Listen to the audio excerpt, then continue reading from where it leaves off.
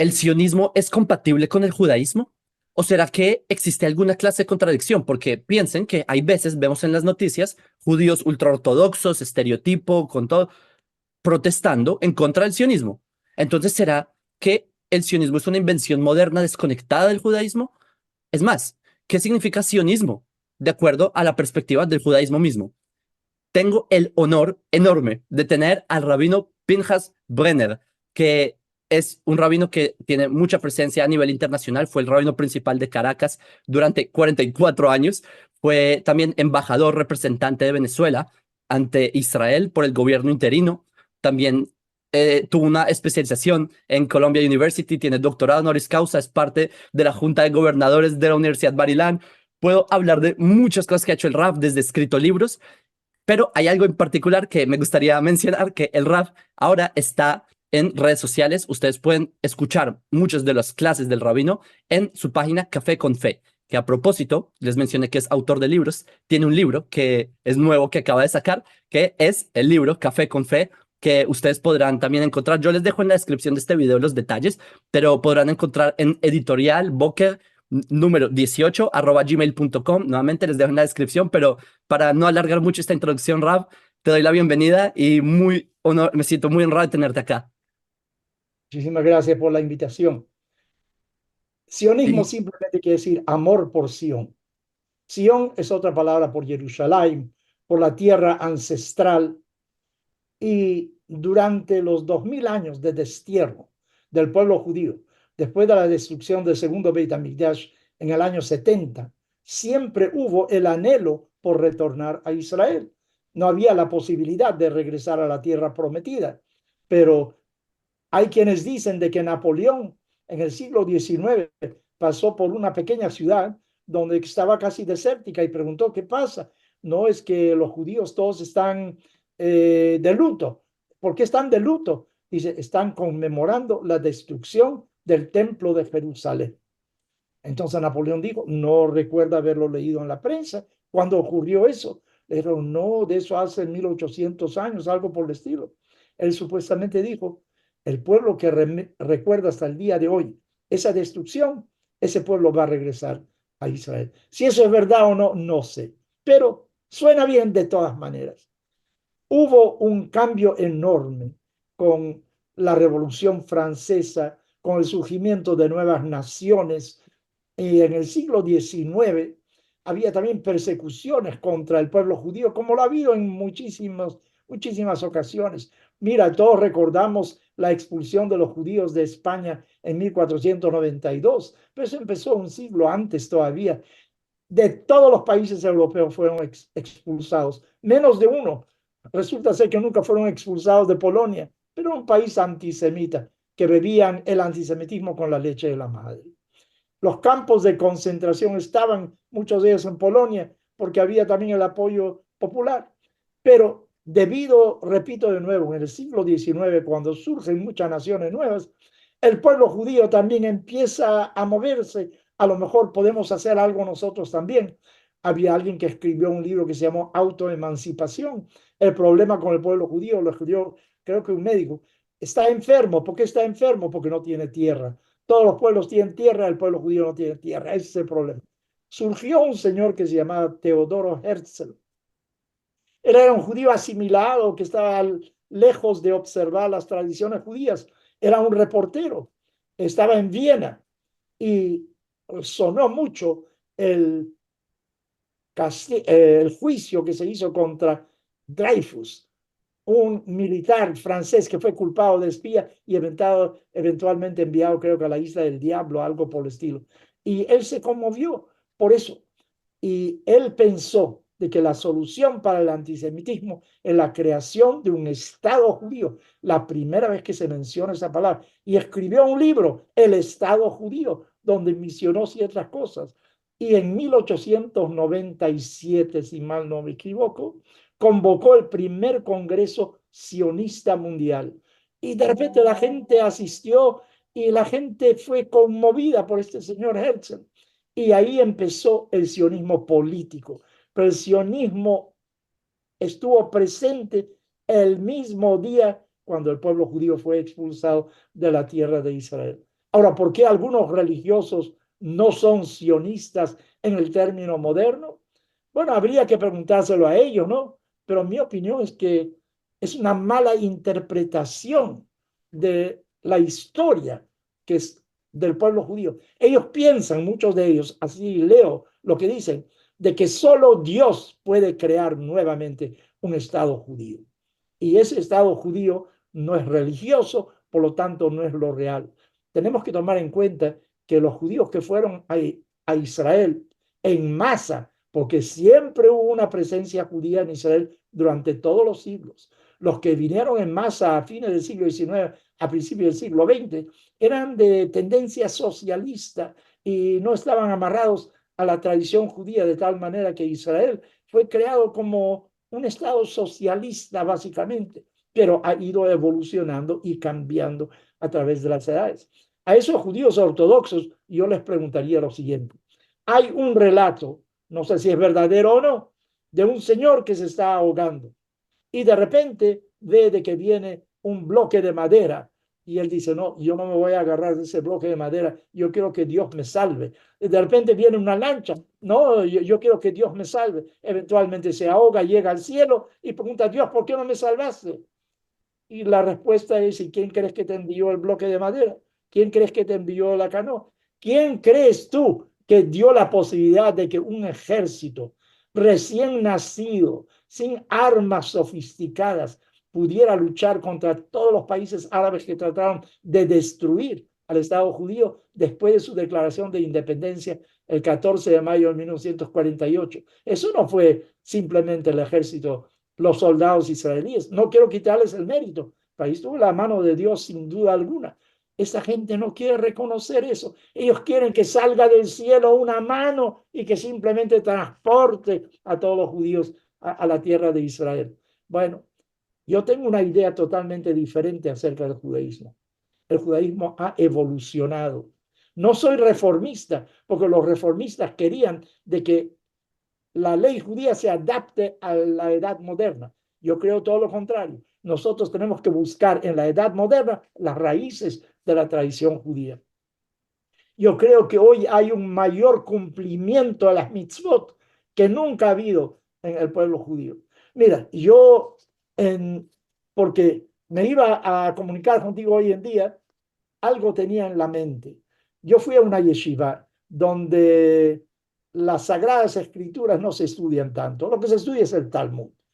Pero recuerdo que la primera vez que vi eso, el segundo día de Pesach, hay una haftará. Haftará quiere decir una lectura de la segunda parte de la Biblia, no del Pentateuco, sino más bien de los profetas. Y Reyes, el libro de Reyes pertenece a eso. Y en el libro de Reyes, en el capítulo, en Reyes 2, capítulo 23, dice lo siguiente, de que el rey descubrió por primera vez la Torá, que no habían hecho el Corbán Pesach desde la época de los Shoftim, y instituyó eso nuevo, que habían ahí prostitutas en el templo, sacaron a todos, había idolatría en el templo y sacaron a todos. Mira, yo tengo gran admiración por el movimiento Lubavitch. Es un movimiento jasídico. El Rebbe, el gran maestro de ellos, lamentablemente falleció, pero no han elegido a ningún sucesor. Consideran que ese Rebbe todavía es el motor y es un grupo que se puede ver en todas partes del mundo. Ellos están muchas veces frente a un supermercado y se acercan a alguien y dicen, ¿tú eres judío? ¿Te has colocado los tefilín hoy en día? Si no, te lo hacen a ti.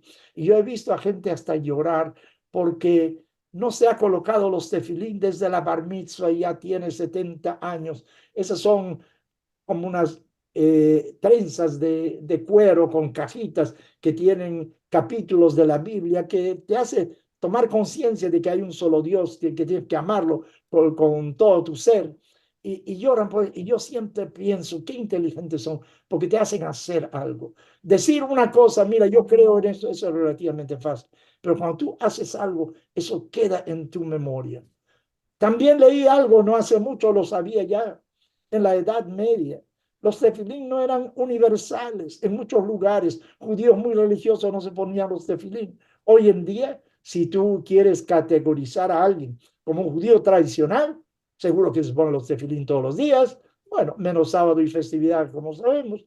Yo creo que el mundo judío ha ido evolucionando hacia el bien, porque recibimos la Torah y sabemos de que eso es lo que realmente nos salva. Quiero abrir un pequeño paréntesis por un momento. Estoy hablando demasiado, pero quiero abrir un paréntesis que es el siguiente, ¿no? Tú conoces la historia de Purim. La reina Esther nos salvó porque ella intervino ante el rey, etcétera. Pero la historia de Purim, cuando yo era rabino joven, decíamos siempre de que Hanukkah, otra festividad, que habla de la reinauguración del templo de Jerusalén después de que fue violado por diferentes, los sirios, helenizados, etcétera. Bueno, de que eso era asimilación, mientras que Purim era puro antisemitismo, porque eso es lo que dijo Amán ante el rey. El el más importante, después del rey, dijo, aquí hay un pueblo extraño que no obedecen la ley del rey, yo le voy a pagar tanto dinero, vamos a eliminarlos, y el rey estuvo de acuerdo. En el fondo, eso también era asimilación, porque dice la misma Megilá de que cuando Amán vio a Mordejai y que no se postraba delante de él, porque él era el segundo más importante después del rey, aunque la tradición judía dice de que él tenía como un ídolo, ese Amán, en su pecho. Entonces perdón, Mordejai no quería postrarse delante del ídolo, pero la realidad a lo mejor era diferente. Mordejai era un cortesano, él sentía de que él debía haber tenido el puesto de Amán. Y dice la Megilá que cuando Amán supo de que Mordejai era judío, entonces decidió vengarse no tan solo contra Mordejai, sino contra todo el pueblo judío. Un Sí. momentito. ¿Cómo que Y- no sabía que era judío? ¿No lo vio ahí? ¿No estaba vestido como un judío? mm, Aparentemente no. Mordejai es el nombre de un dios persa, Mardoqueo. Esther, ese no es, su nombre hebreo era Hadassah. Algo, estaban asimilados.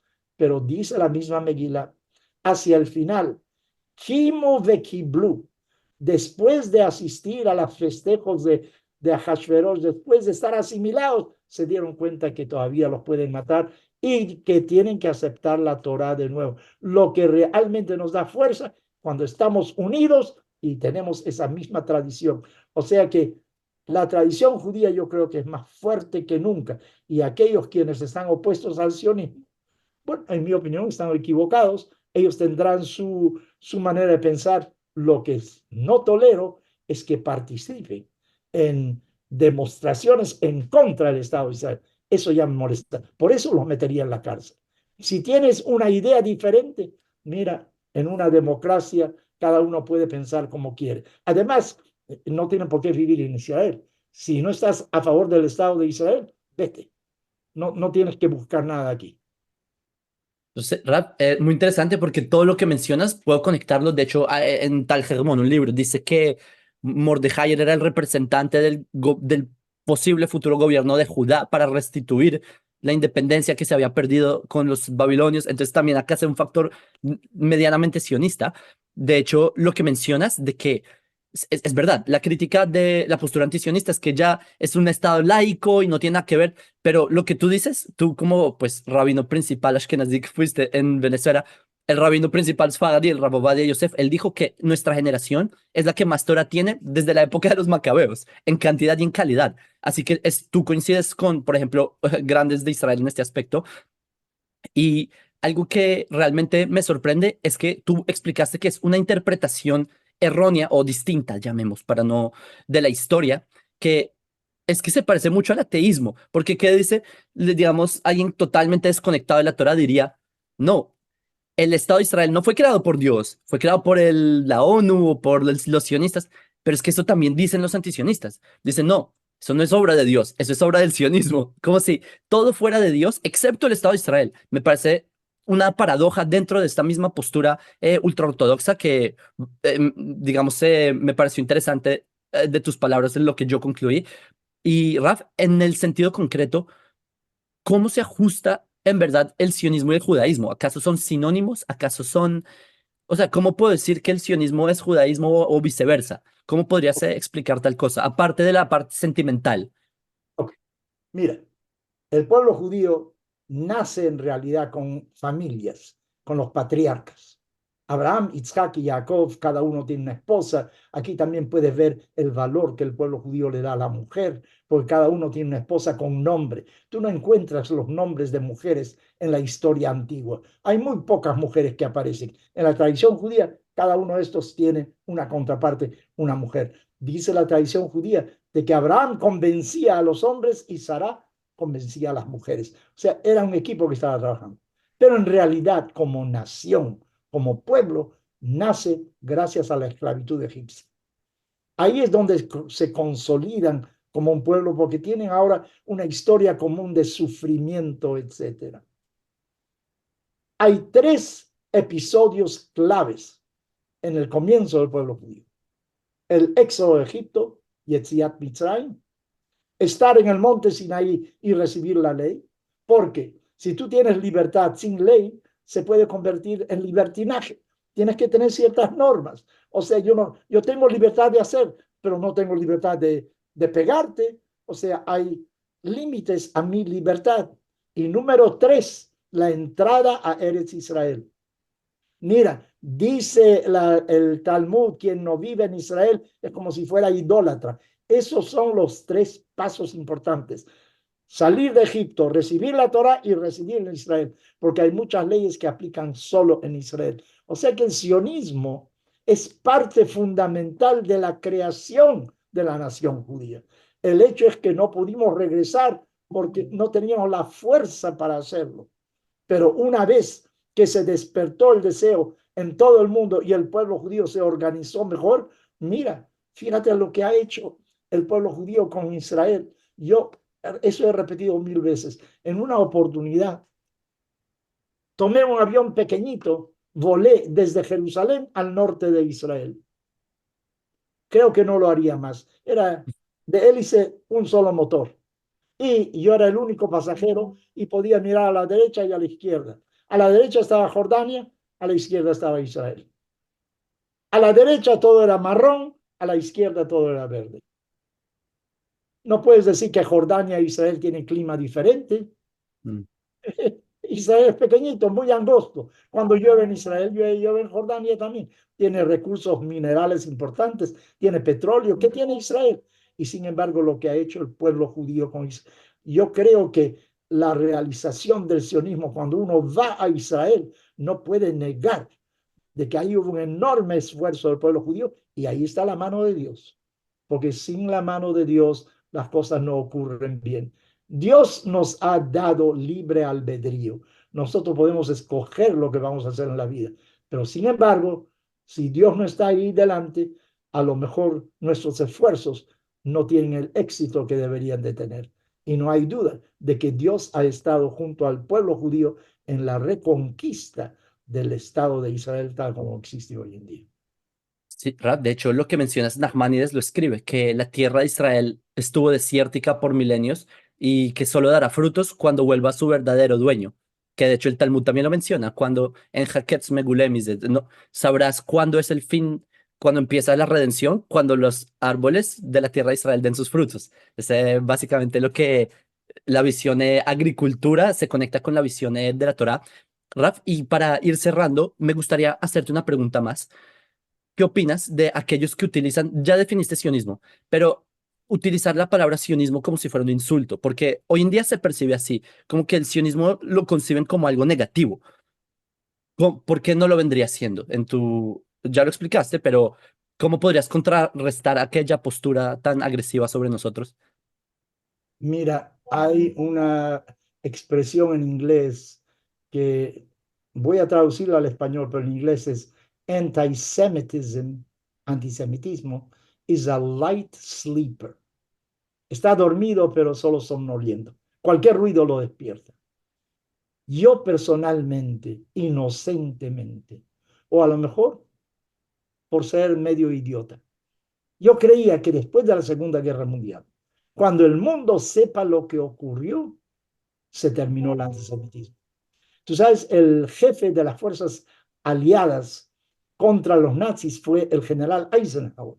Cuando él llegó a los campos de concentración, él insistió que se haga películas de lo que él estaba viendo, porque dijo, lo van a negar después. Después de haber asesinado a una tercera parte del pueblo judío. Pero en el caso mío, yo nací en Polonia, el 95% de los judíos polacos fueron exterminados. Eso fue terrible. Y cuando el mundo se despierta a eso, yo creo que el mundo va a cambiar totalmente, pero lamentablemente no. Vemos que rasca la superficie. ¿Por qué se le niega al pueblo judío su deseo de tener su propia patria? Porque ¿qué quiere decir del río al mar? Del río al mar simplemente quiere decir destruir a Israel. Del río es Jordán, el río Jordán, el mar es el mar Mediterráneo. Aunque muchos de los que claman eso, from the river to the sea, ni siquiera saben de qué río se está hablando. Pero eso es lo que quiere decir a todo. ¿Qué quieren el pueblo palestino? Que tenga su independencia. Pero entonces vas a borrar la independencia del pueblo judío. Mira, jamás no quiere un Estado al lado de Israel. Jamás quiere un Estado en lugar de Israel. No quieren que exista ese problema. 5 veces se han hecho ensayos para llegar a una solución, otro Estado, y siempre lo han rechazado. Lo más que uno recuerda fue el Jartum, la capital de Sudán. 3 nos, no reconocimiento, no paz. No queremos ver nada con Israel. Lamentablemente el mundo le niega al pueblo judío su aspiración nacional. ¿Cuál es la dimensión de Medinat Israel, del Estado de Israel? Es algo pequeñito, es como el Estado, creo que New Jersey en los Estados Unidos, algo por el estilo. El mundo árabe tiene extensiones enormes. Mira cuánto desierto hay en Arabia Saudita donde se pueden poblar. Israel demostró que se puede también cultivar en el Negev, que es medio desértico. Esa no es la razón. El presidente Shimon Peres, el finado Shimon Peres, en una oportunidad me dijo, y él lo repitió en otras partes también, hoy día no hay razón para la guerra. La guerra antes era por territorio. Tengo ganado, necesito pasto, etc. Hoy en día no existe eso. Hoy en día lo que vale es el cerebro humano. Hoy en día se pueden producir suficientes pantalones para darle pantalón a todo el mundo. Se puede producir suficientes granos de maíz para que todo el mundo coma. Lo que se necesita hoy es convivencia. Lamentablemente, el ser humano tiene avaricia, no sé qué.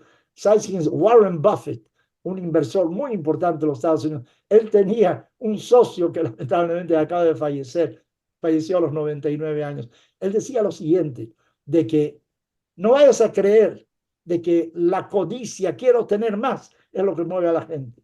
Lo que mueve a la gente es la envidia. No quiero que tú tengas tanto. Mira, es que hay muchos países árabes alrededor de Israel que no pueden justificar lo que pasa en sus propios países. ¿Cómo es que un país que acaba de celebrar 76 años de nacimiento tiene hospitales que funcionan? ¿Cómo es posible de que tengan tanta cultura, tantas empresas, que todo esté funcionando? El nivel más alto lo tienen ahí. Los árabes que viven en Israel viven mejor que árabes en cualquier parte del mundo. Claro, tienes los Emiratos que tienen petróleo que sale por todas partes, es otra cosa, pero que alguien que produzca con su trabajo no hay nada comparado a Israel. Lamentablemente, el mundo nos envidia, nos odia, no sé por qué. A lo mejor el mundo necesita un chivo expiatorio a quien culpar por lo que está pasando. Tú sabes, todos los dictadores generalmente necesitan un enemigo de afuera. Decir, ¿sabes por qué no hay pan? Porque no nos venden de aquí. Siempre buscan, en lugar de mirarse a sí mismo, ¿por qué no estoy produciendo más? Buscan algún factor extraño para culpar sus deficiencias. Lamentablemente así es el mundo. Entonces, ¿qué vamos a hacer nosotros? Yo creo que el antisemitismo está aquí por quedarse, lamentablemente. Puede ser de que soy muy pesimista en este sentido. Lo que hay que hacer es ser más fuertes. ¿Tú sabes lo que ocurrió en Entebbe? Un avión de Air France fue secuestrado, aterrizó en Entebbe y en Entebbe se separó a los judíos del resto. Entonces Israel envió una legión, miles de kilómetros, para salvar a judíos. Así no se puede. Es que lo que ocurrió en la Segunda Guerra Mundial, de haber existido un Estado de Israel, no digo que no hubiera ocurrido, pero la dimensión hubiera sido diferente. Israel es la única garante que tiene el pueblo judío. Y cualquier judío que ataca a Israel, que no es solidario con Israel, está cometiendo, como decía un famoso presidente venezolano, autosuicidio. Está cometiendo un suicidio, porque el único garante para luchar contra el antisemitismo es el Estado de Israel. Además, yo creo otra cosa también, y a lo mejor es demasiado lo que estoy diciendo, yo creo que tenemos que aprender artes marciales. Que cuando caminas en la calle, alguien quiere atacarte, sepas defenderte. Yo creo que en toda sinagoga debería de haber un par de personas con pistolas, no para matar a nadie, pero si alguien viene apuntándote y quiere matarte, tú tienes que defenderte. Primo Levi, sobreviviente de la Segunda Guerra Mundial, dijo, una de las cosas que aprendió es que cuando alguien te apunta con una pistola y te dice, te voy a matar, créele. Uno cree que es imposible, créele, eso es así, lamentablemente es así. Yo creo que los únicos defensores contra el antisemitismo somos nosotros mismos. Tenemos que ser más fuertes, más decisivos, y el Estado de Israel es el mayor garante para cada uno de nosotros. Raf, muchas gracias por participar. Tienes mucho tipo conocimientos y experiencia. Yo en mi juventud que todavía estoy, pienso que soy muy optimista en este aspecto. Pienso que triunfaremos. Besat Hashem, sea en nuestra generación, quizás no, pero lo será.